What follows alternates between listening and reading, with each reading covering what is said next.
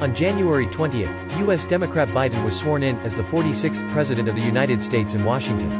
In order to fulfill a series of promises made before taking office, Biden signed as many as 17 administrative orders in a row on the day of his tenure, including solutions to the U.S. epidemic, economic crisis, and return to some international organizations. It is worth noting that Biden also overturned the 9 policies left by the predecessor Trump in one go.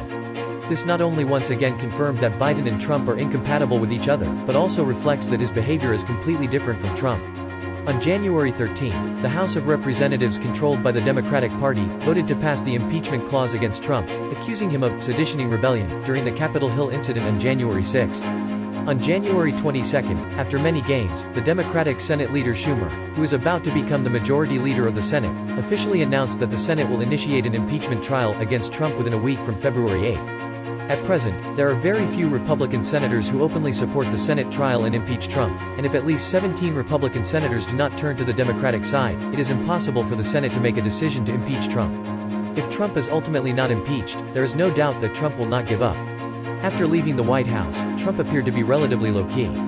When someone asked him what plans he had in the future, Trump replied indifferently, "Look and see, talk about it later." But then, he couldn't help but say, "We will make a difference." However, it is not only Trump who has been impeached. The day after U.S. President Biden was sworn in, U.S. Republican Congressman Marjorie Taylor Greene submitted an impeachment clause against Biden. Greene revealed that the documents submitted are mainly alleging that Biden abused his power during his time as vice president in the Obama administration and used his position to allow his son to work in a Ukrainian energy company.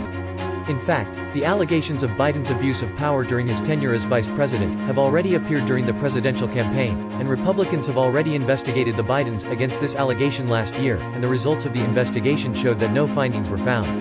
During his tenure in office, Biden had no actions cross the line, and he found no evidence that Biden's son worked for a Ukrainian company affecting U.S. foreign policy. The allegations are all false. Is this really the case? The electoral system of the United States determines that any president's position is inseparable from the strong support of the consortium. What is going through the American people as the internal fighting between the two parties in the United States intensifies.